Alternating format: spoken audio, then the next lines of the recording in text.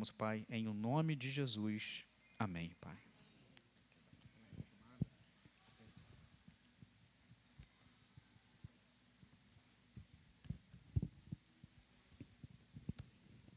Boa noite, igreja. A paz do Senhor Jesus. Que Deus possa continuar nos abençoando com a palavra dele nessa noite e que possamos sair daqui cada dia mais transformados, né? Pedir os amados estejam abrindo a Bíblia de vocês na segunda carta aos Coríntios, no capítulo 4. Nós vamos estar lendo esse capítulo e conversando um pouco sobre ele, falando um pouco do que Deus tem para nós a partir desse capítulo, né?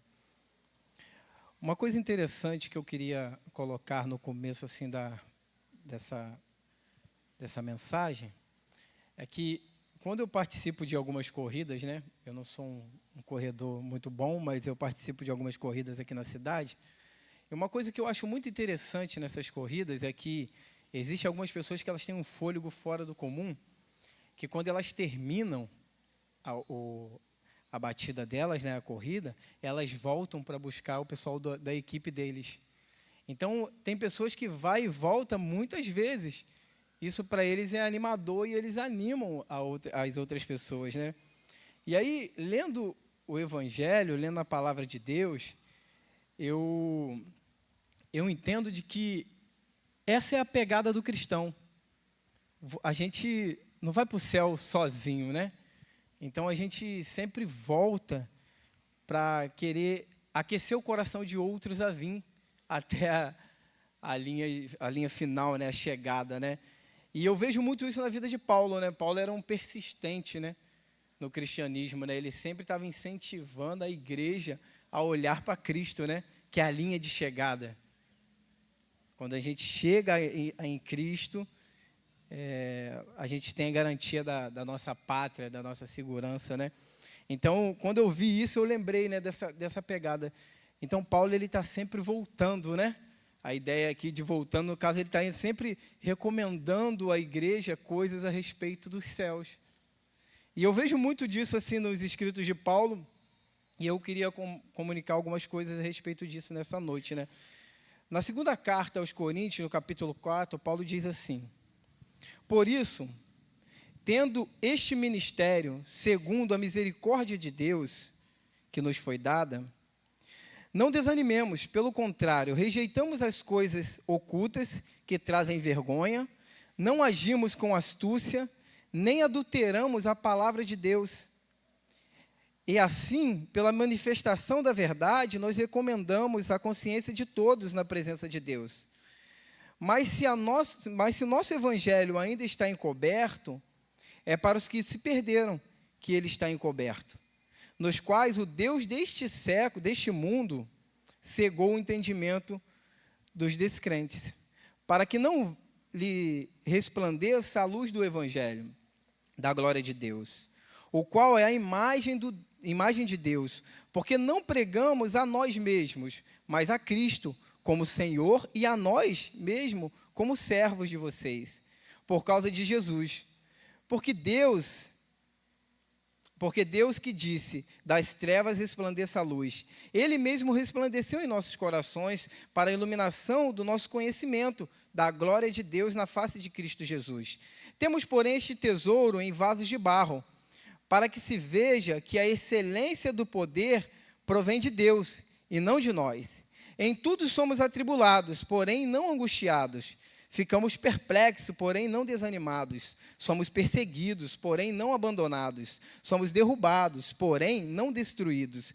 Levamos sempre no corpo o morrer de Jesus, para que também a vida dele se manifeste em nosso corpo. Porque nós que vivemos somos sempre entregues à morte por causa de Jesus, para que também a vida de Jesus se manifeste em nossa carne mortal. De modo que em nós opera a morte, em vocês a vida. Tendo, porém, o mesmo espírito de fé, como está escrito, eu criei, por isso falei. Também nós cremos, por isso também falamos, sabendo que aquele que ressuscitou o Senhor, Jesus, também nos ressuscitará com Jesus e nos apresentará juntamente com vocês. Porque tudo isso é para o bem de vocês, para que a graça multiplique-se, tornando abundante as ações de graça por meio de muitos, para a glória de Deus. Por isso, não desanimemos, pelo contrário, mesmo que o nosso ser exterior se desgaste, o nosso ser interior se renova dia a dia, porque a nossa leve e momentânea tribulação produz para nós um eterno peso de glória, acima de toda comparação, na medida em que não olhamos para as coisas que se veem, mas para as coisas que não se veem, porque as coisas que se veem são temporais, mas as que não se veem são eternas. Amém? Essa é a palavra do Senhor. Amados, como de costume, a gente já escuta falar nisso, né? Paulo aqui está escrevendo a sua segunda carta, né? A carta aos Coríntios. A primeira carta de Paulo, ela tem aquele caráter de exortativo mesmo. Paulo, ele queria corrigir a igreja em muitos erros que ela estava passando. E essa segunda carta já tem um tom mais de consolo, né? Paulo, ele está argumentando aqui sobre... Ele cita uma outra carta que os autores dizem que se perdeu, né? Ao qual ele foi até mais severo, mas ele tem um tom mais de aproximação com a igreja, no sentido de que ver como a igreja estava reagindo a partir de tudo que ele já tinha falado para ela. Então, nós vamos ver um Paulo aqui mais conselheiro, mais atento ao que a igreja vai falar, e como ele vai trabalhando com a igreja aqui, né? A partir do capítulo 1, a gente vê já um Paulo falando de muito sofrimento, de agonias que ele passou pelo Evangelho, pela causa de Cristo. E essa carta, provavelmente, Paulo escreveu ela quando ele estava na Macedônia. Ele estava passando ali pelaquela região de Éfeso, pelas igrejas ali, fazendo as coletas ali, e ele vai para a Macedônia. No capítulo 2, no versículo 12 e 13, diz assim: quando cheguei a Troade para pregar o Evangelho de Cristo, vi que uma porta havia se aberto para mim, no Senhor. No entanto, não tive tranquilidade no meu espírito, porque não encontrei o meu irmão Tito. Por isso, despedindo-me deles, parti para a Macedônia. Então, provavelmente, essa carta ele escreveu da Macedônia para os irmãos que estavam em Corinto, né? E quem leva essa carta, provavelmente, é o próprio Tito, né? E é interessante porque ele tem uma grande oportunidade aqui, a gente vê uma grande oportunidade que é dada a ele. Ele vai relatar isso, mas ele abre mão daquela oportunidade por causa do Espírito, porque eu julgo que Paulo ele estava, assim, vou usar a palavra ansioso, para ouvir notícias da igreja.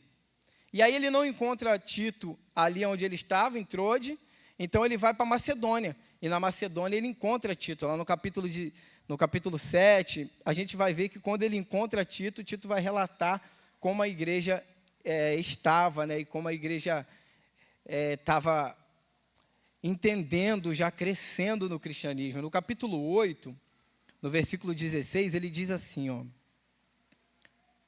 mas graças a Deus que pôs no coração de Tito a mesma dedicação que temos por vocês. Ele atendeu os nossos apelos e, mostrando ser muito dedicado, partiu voluntariamente para encontrar-se com vocês. Aqui é quando Tito, de forma voluntária e pelos apelos de Paulo, ele vai para Corinto justamente para ajudar a igreja ali e observar como a igreja estava se portando a partir de tudo que Paulo já tinha falado para ela, né? Aí ele continua no 18. E com ele estamos enviando um irmão, né, que o louvor do Evangelho está espalhado por toda a igreja.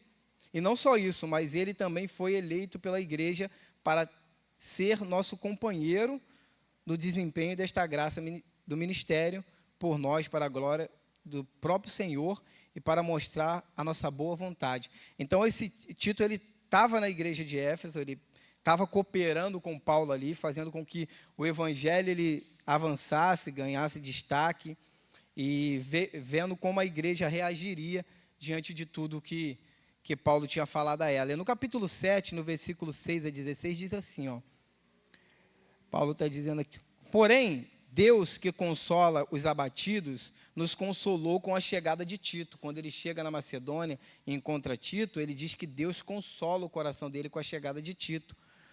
E não somente com a chegada dele, mas também pelo consolo que recebi de vocês.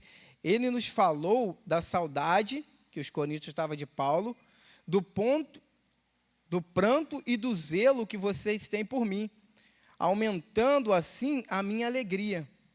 Porque mesmo que eu tenha entristecido vocês com a minha carta, não me arrependo, embora já tenha me arrependido, pois vi que aquela carta os deixou triste, ainda que por breve tempo, mas agora me alegro, não porque vocês ficaram tristes, mas porque esta tristeza os levou ao arrependimento, pois vocês foram entristecidos segundo Deus, para que de nossa parte não sofresse nenhum dano. É muito interessante, né? Que a partir da carta dura, de uma palavra dura que Paulo deu para a igreja, eles foram entristecidos, mas foram entristecidos para a glória de Deus. Porque agora a igreja já está reagindo com uma pegada diferente.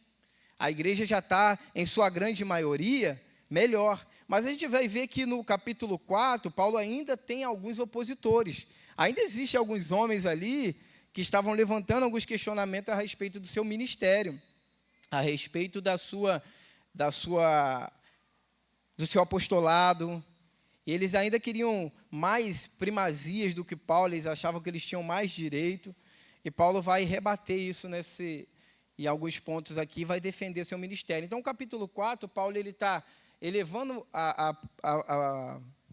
o nome de Cristo e apresentando ele como um servo de Cristo e demonstrando de que todo o poder que emanava dele vinha de Deus. Então, eu creio que o ponto alto deste capítulo é o versículo 7, porque diz assim, temos, porém, este tesouro em vasos de barro, para que se veja que a excelência do poder não provém de mim, né? Mas de Deus em nós. Então, ele exalta a Deus, a Cristo, dizendo de que o ministério dele não era algo que ele estava fazendo pelo intelecto, ou pela vontade, ou pela a destreza dele, mas era por causa de Cristo, né? E no capítulo anterior, que é o capítulo 3, a gente vai ver Paulo falando algumas coisas interessantes, que é um contraste que ele faz, né? Ele aponta para o Antigo Testamento, falando de Moisés, a gente olha para Moisés, ele vai trazer a figura de que quando Deus resplandeceu a glória sobre o rosto de Moisés, Moisés encobriu o rosto, né? Como que não deixando o povo perceber que a glória estava indo embora. E ele vai fazer um contraste entre a antiga aliança e a nova aliança. Paulo está fazendo esse contraste no capítulo 3, aonde a glória da antiga aliança ela era importante, ela foi importante, mas ela se esvaiu. Agora, o ministério dele, que é o ministério da nova aliança, é uma glória eterna, é uma glória que vai se perpetuar até a volta de Cristo.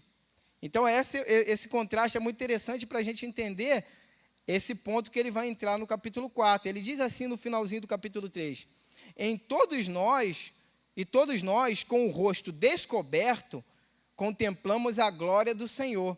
Somos transformados de glória em glória na sua própria imagem, como pelo Senhor, que é Espírito. Então, esse contraste diferente do Antigo, né, Testamento, no Novo, a gente vê um Cristo sem o véu, sem uma cortina que tampasse. Então, eu olho para os meus irmãos e eu vejo a glória de Cristo, porque Cristo está me transformando de glória em glória, a imagem de quem? Do próprio Deus, a sua própria imagem. Então, é muito interessante isso. Então, Paulo ele entra aqui no capítulo 4 com esse caráter de defesa, tanto do apostolado dele, quanto demonstrando como que na nova aliança nós temos acesso a Cristo. E nós temos acesso a Cristo, e esse Cristo vive em nós, e ele opera através de nós, vasos de barro, frágeis, fracos, mas que somos recipientes de todo o poder dele. E através dele, mas isso não é para a glória nossa, é a glória dele, né? É a glória dele, Cristo em nós. E aí, como uma grande ideia para esse capítulo, eu botei assim, a excelência do poder de Deus em nós, vasos de barro, é o eixo que move nossa vida. Essa ideia de algo que é um ponto de partida, é um ponto fixo, que faz com que a nossa vida tenha propósito. Então, a excelência desse poder de Deus derramado sobre nós, vasos de barro, é o eixo que move a nossa vida, que dá movimento a nós, que dá alegria em viver, né? E aí, eu separei em 3 pontos, do 1 ao 7, do 8 ao 15 e do 18 e do 16 ao 18. Aí eu botei em Cristo, por Cristo e através de Cristo. O primeiro é em Cristo. Aí ele diz: por isso, tendo este ministério, segundo a misericórdia que nos foi dada, não desanimemos, pelo contrário, rejeitamos as coisas ocultas que trazem vergonha, não agimos com astúcia, nem adulteramos a palavra de Deus. Olha que interessante, né? Ele olha para o ministério que ele recebeu, da nova aliança, e através desse ministério, ele entende de que ele não pode desanimar, apesar de todos os sofrimentos. Ele não pode desanimar de maneira alguma. Pelo contrário, em vez de desanimar, ele rejeita as coisas que são ocultas, coisas que não estão transparentes, coisas que não estão aparentes, porque elas são vergonhosas quando elas são descobertas. E elas vão ser descobertas. E eu não ajo com vocês, ele falando para a igreja, né, com astúcia e nem adultero a palavra, apontando para aqueles que estavam fazendo o contrário. Então, olha que interessante, né? Paulo, ele não tinha uma astúcia e ele nem adulterava a palavra de Deus. Ele tinha amor e fidelidade para que ela fosse pregada de forma justa, de forma correta. É por isso que ele não poupava a igreja de ouvir a verdade. Ele era um crente em Cristo Jesus que olhava para a igreja e queria ver a igreja andando de forma saudável. Então, ele não adulterava a palavra de Deus. Paulo dizia a verdade com toda a excelência e com toda a graça, porque o povo precisava ouvir a verdade de Cristo. E aí ele continua dizendo, né? Eu não adultero a palavra de Deus, e assim, pela manifestação da verdade, nós recomendamos a consciência de todos, na presença de Deus. Mas se o nosso evangelho ainda está encoberto, é para os que se perdem que ele está encoberto, nos quais o Deus deste mundo cegou o entendimento deles. Então, é interessante, né? Porque Paulo está falando, olha, eu não adultero a palavra, eu sou fiel a ela, e eu anuncio ela a vocês. Se dentro da igreja existe alguém que está se perdendo, é porque o Deus desse século cegou o entendimento deles. É porque eles estão cegos, eles são descrentes. A luz não brilhou nos olhos deles ainda. Eles andam em trevas, mas nós não, nós prezamos pela verdade de Cristo. Então, a despeito de todo o sofrimento, de toda a agonia que Paulo poderia estar passando, a verdade precisava ser reverberada pelos lábios dele. Ela precisava ser falada, ela precisava ser anunciada, e isso precisava haver fidelidade. Então, o que eu penso dentro desses trechos é de que nós, enquanto igreja em Cristo Jesus, nós precisamos prezar pela verdade de Deus. A despeito de todas as coisas que o mundo tem, que a gente tem passado no mundo, a verdade de Deus precisa ecoar em nossos lábios. A gente precisa crer que Ele é a verdade, precisa anunciar essa verdade de forma fiel, não com astúcia, querendo algo em troca, mas com sinceridade. Não ocultando também, não vivendo coisas ocultas, porque trazem vergonhas, mas de maneira alguma adulterando, pervertendo a palavra de Deus, dizendo algo ao qual ela não diz, ao qual ela não fala, ao qual ela não prega. Paulo quer deixar isso bem claro à igreja, né? De que o Senhor é o que nos dá força para se manter de pé, nos mantermos em Cristo, falando das verdades de Cristo. E essa luz, ela brilhou em nossos olhos, né? Ela refletiu em nós a luz de Cristo, nos transformando cada dia mais a imagem dele. Então, esse é o propósito de estar em Cristo, né? Eu estou em Cristo, eu vivo essa essência do Evangelho, eu sou galardoado por Deus com o poder dele em mim, que sou vaso de barro, e os meus olhos recebem a luz dele, que faz com que meus olhos abram. Então, a igreja em Corinto, Paulo estava falando assim, os olhos de vocês, de alguns de vocês, se abriram. O resplendor da glória de Deus, ela inundou o coração de vocês, ela iluminou o coração de vocês, de tal maneira que vocês estão sendo transformados para a glória de Cristo, cada vez mais na face dele. O brilho de Cristo tem estado na face de vocês, a partir do momento que vocês preservam a fidelidade da palavra de Deus, à medida que vocês são fiéis a ela.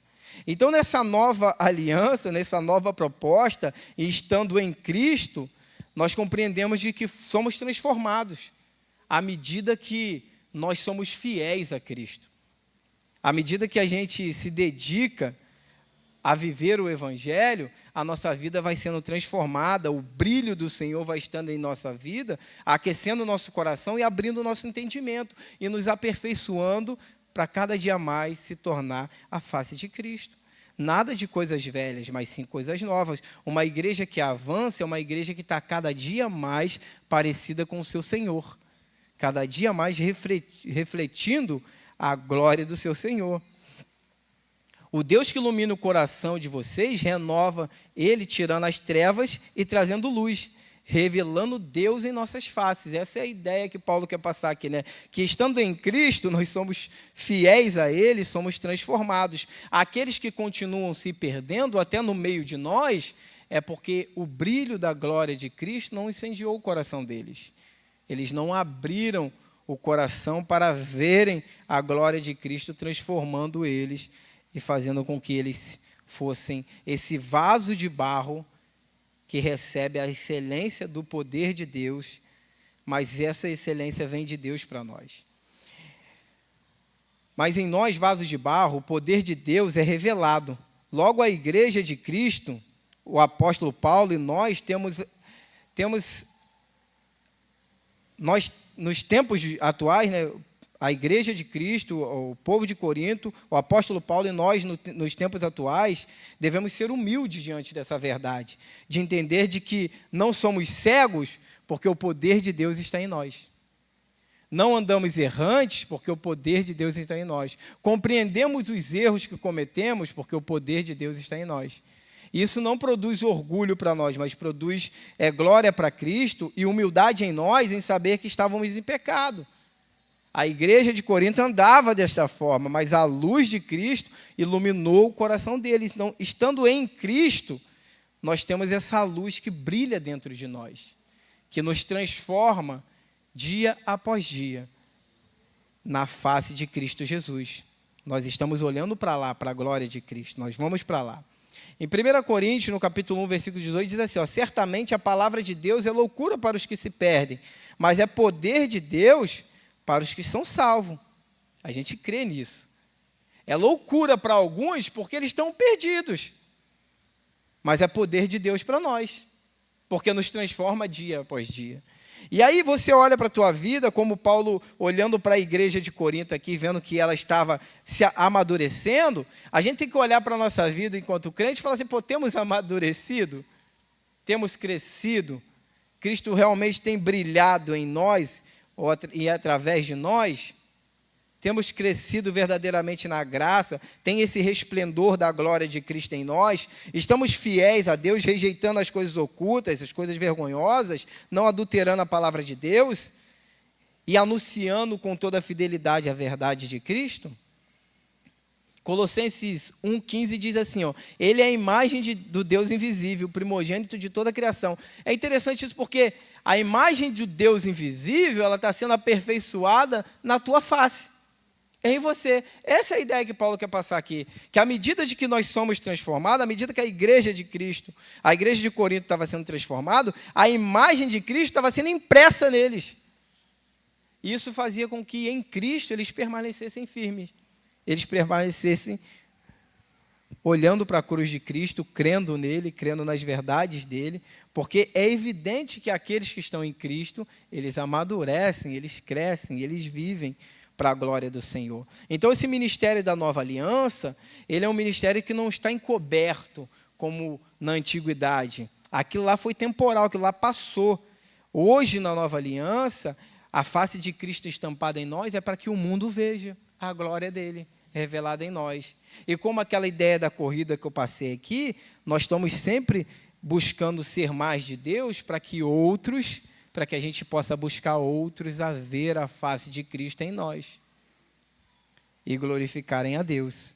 E o segundo ponto é por Cristo. Por que por Cristo? Porque esse segundo ponto é interessante, porque aqui Paulo está falando assim de batalhas que nós vivemos, de coisas que nós passamos todos os dias, mas que isso não vai destruir a gente, de maneira alguma. Porque à medida que nós sofremos, que nós passamos agonia, está sendo impressa em nós a face de Cristo. E a gente prova do morrer dele e do viver dele, é o que o texto diz. Ele diz assim, ó, em tudo somos atribulados, porém não angustiados. Ficamos perplexos, porém não desanimados. Somos perseguidos, porém não abandonados. Somos derrubados, porém não destruídos. Levamos sempre no corpo o morrer de Jesus, para que também a vida dele se manifeste em nosso corpo. Porque nós que vivemos somos entregues à morte por causa de Jesus, para que também a vida de Jesus se manifeste em nossa carne mortal, de modo que em nós opera a morte, mas em vocês a vida. Tendo, porém, este espírito de fé, como está escrito, eu criei, por isso falei. Também nós cremos e por isso também falamos. Então, olha que interessante, né? Nós somos atribulados, porém não angustiados. Não uma angústia profunda, uma aflição que faz com que a gente abandone o Evangelho. Nós somos atribulados, mas não angustiados. Você não é sucumbido pela angústia. Você não é levado à falência total pela angústia, você estando em Cristo. Você não entra no desespero total. Você entende que você está sendo afligido, atribulado, mas jamais angustiado. 2 Coríntios, no capítulo 1, versículo 10, Paulo diz assim, ó. O qual nos livrou, ainda nos livrará de tão grande morte. Nele temos esperado que ainda continuará a nos livrar, no qual nos livrou e ainda nos livrará de tão grande morte. Nele temos esperado que ainda continuará a nos livrar. Então, Paulo está passando por uma série de tribulações aqui. Ele diz assim, ó, nele eu sei que eu sou liberto, eu sei que ele me livrará. Ainda que seja na morte, mas ele me livrará. Então, de maneira alguma, nós vamos ser angustiados a ponto de nos sucumbir. Nós vamos ser atribulados, mas não angustiados. Aí ele continua dizendo, perplexo, porém não desanimados, jamais desanimados, igreja, jamais a gente pode ficar desanimado. Vocês, Coríntios, estão perplexos, tudo bem, vocês vão estar em apuros, em conflitos internos, vocês vão se encontrar assim, mas de maneira alguma desanimado, sempre vai haver consolo. E aí no capítulo 7, versículo 5 a 7, Paulo diz assim, ó, porque quando chegamos à Macedônia, não tivemos nenhum alívio, pelo contrário, em tudo fomos atribulados, luta por todos os lados, temores por dentro, porém Deus, que consola os abatidos, nos consolou com a chegada de Tito. Então, Deus sempre tem o consolo para aqueles que estão desanimados. Então, a gente não pode viver desanimado, porque sempre há um consolo para aqueles que estão em Cristo Jesus. Um desânimo que pode nos sucumbir, jamais. Nós estamos em Cristo Jesus, nós vivemos para Ele, nós amamos a Ele, então, jamais desanimados a ponto de desistir da caminhada. É isso que Paulo está querendo falar para a igreja aqui. Perplexo, mas não desanimado. Esse é o ministério da Nova Aliança. Nós chegamos a esse ponto de perplexidade, de beira da morte, mas de maneira alguma podemos desanimar da causa de Cristo. Aí ele continua dizendo, perseguidos, porém não abandonados. Isso é muito lindo, né? Perseguidos nós vamos ser, perseguidos a igreja estava sendo, perseguido Paulo estava sendo, mas de maneira alguma abandonado. Se, porventura, um crente se sente abandonado, tem alguma coisa estranha no cristianismo que ele vive. Porque a gente lembra muito bem aqui, quando o pastor falou a respeito de Jonathan, e dizendo que, apontando para Jesus como um bom amigo, João 15,15 diz, já não vos chamo mais servo, porque o servo não sabe nada a respeito do seu Senhor. Vai me chama amigo, porque tudo que ouvi de meu Pai, vos dei a conhecer. Então, jamais a gente pode achar que estamos sendo abandonados em meio às nossas perseguições, em meio às nossas lutas, né? E Paulo está dizendo isso, jamais abandonados, jamais. Derrubados, porém não destruídos. Essa ideia é muito legal também. Derrubados, prostrados, caídos no chão, orando, talvez no fundo do poço, mas olhando para o alto, porque de maneira alguma vamos ser destruídos, jamais destruídos. Derrubados, porém não destruídos. E tudo isso, Paulo quer enfatizar tudo isso por quê? Porque a partir do nosso sofrimento, a gente vive isso. A gente vive em nosso corpo morrer de Cristo,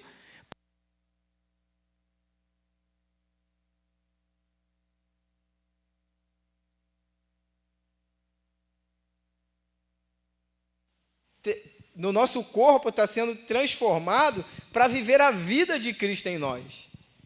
Então, essa é a ideia aqui. Vivemos todos esses contextos de atribulações, de angústia, de perplexidade, de perseguições, de derrotas, mas em tudo isso não é para destruir a nossa vida. De maneira alguma a igreja vai ser destruída, de maneira alguma Paulo seria destruído por essas angústias. Tudo isso ele olhava e falava assim: eu estou participando da morte de Cristo, para que a vida dele cause um boom transformador na minha vida. E tudo isso gira em torno dessa bagagem do versículo 7, que diz que nós somos esse vaso de barro, que a excelência do poder de Deus está em nós. Então, à medida que a gente se envolve com Ele, a gente entende que os sofrimentos, as agonias, tudo isso é por Cristo, porque Ele está forjando em nós o caráter dEle. E aí você tem que dar um glória, um aleluia, entendendo de que à medida que você passa pelas agonias das perseguições desse tempo, você está participando do morrer de Cristo, para que também você participe do viver dele.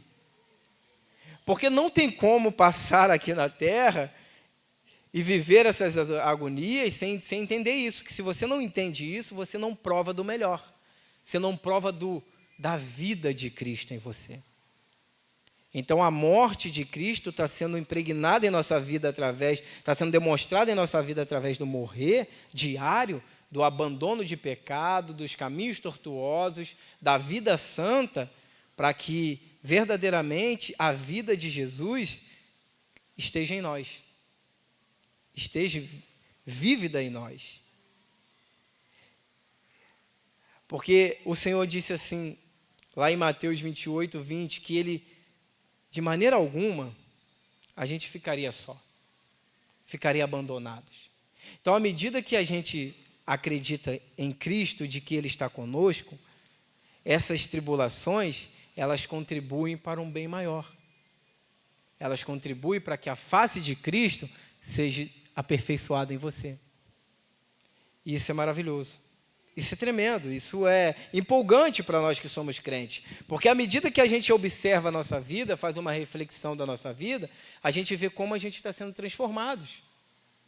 Você já fez esse paralelo na sua vida? Você já parou para pensar, cara, quem eu era e como eu estou? Hoje eu estava falando para um rapaz que ele falou assim, não, eu queria voltar quem eu era do passado. Eu falei, cara, mas por que voltar quem você era do passado? Porque ele acha que no passado ele era alguém assim, excepcional. Beleza, eu não discordo dele. Mas se ele está passando por coisas na vida dele, ou se eu e você estamos passando, é porque Deus está nos aperfeiçoando para algo maior, algo melhor, algo muito mais excelente do que anteriormente nós éramos. Então, à medida que você é espremido, a igreja é espremida, é porque Cristo está fazendo com que a gente prove da morte dele, para que também venhamos a provar dessa excelência da vida dele. E através de Cristo é o último ponto aqui, que é do 16 ao... perdão, gente. Do 16 ao 21, ao 18, que diz assim, por isso não desanimamos, pelo contrário, mesmo que o nosso ser exterior se desgaste, o nosso ser interior se renova dia a dia. Porque a nossa leve e momentânea tribulação produz para nós um eterno peso de glória, acima de toda comparação. Na medida em que não olhamos para as coisas que se veem, mas para as coisas que não se veem, porque as coisas que se veem são temporais, mas as que não se veem são eternas. Eu quero, em poucos minutos, falar sobre isso, não vou tomar mais tempo de vocês, mas olha que interessante, né, esse contraste, né, de que o nosso ser exterior, ele vai se desgastar, ele vai se acabar, ele vai se esmurecer, mas por dentro de nós, o nosso ser interior, como vasos de barro e recipientes do poder de Deus, nós somos renovados dia após dia. Olha que interessante, eu lembrei daquela ideia de Mateus 23, do sepulcro caiado. Ele é bonito por fora e a morte por dentro. Nós podemos até não sermos muito bonitos ao longo dos anos por fora, por causa das tribulações que passamos, mas nós somos lindos por dentro, porque o poder do Senhor está em nós. E à medida que isso acontece, nós somos renovados dia após dia. Porque a nossa leve e momentânea tribulação, olha que interessante, leve e momentânea, Paulo classifica essa tribulação, para nós ela produz um eterno peso de glória. É uma comparação.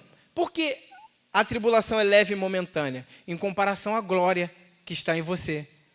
Em comparação à glória, todas as nossas tribulações, elas são leves e momentâneas. E à medida que nós não olhamos mais para as coisas que se veem, a gente não está focado nas coisas desse mundo, mas nas coisas celestiais, porque as desse mundo são temporais, mas as celestiais são eternas. São eternas. Então a ideia aqui é assim, é o espiritual que move o natural. O espiritual que move o natural. É o glorioso que é maior do que o momentâneo. O olhar na eternidade revela o propósito, porque pode passar céus e terras, mas a palavra de Deus permanece em nós. Ainda que a nossa face, ainda que as tribulações nos contamine, nos prejudique, dentro de nós há uma chama viva, porque nós estamos em Cristo. Nós vivemos para Cristo. O Espírito de Deus que traz o renovo dia a dia. Por isso nós mantemos de pé. É o Espírito de Deus que nos mostra a glória de Deus que supera toda a momentânea tribulação. Por isso nos mantemos de pé. É o Espírito de Deus que nos abre a visão para ver além do alcance, a nossa visão ultrapassa o natural, para ver o sobrenatural, que é incorruptível e é eterno. Isso aqui é momentâneo. Isso aqui é só uma prova de tudo que está por vir. Então, nós precisamos ajuntar tesouros nos céus, onde as traças ferrugem não corroem, e onde ladrões não assaltam nem roubam. Então, esse é o poder de Deus em nós, a capacidade da gente viver em Cristo, por Cristo e através de Cristo nessa terra. Que Deus abençoe a tua vida. Pai, muito obrigado pela tua palavra. Muito obrigado pelo teu poder revelado em nós. Muito obrigado porque o Senhor nos encheu do teu poder e da tua glória. Muito obrigado porque aqueles que estão em Cristo, nova criatura são. Provamos da luz, não andamos em trevas. Ó Deus, desfrutamos das tribulações olhando para Cristo, provando do morrer e do viver dele.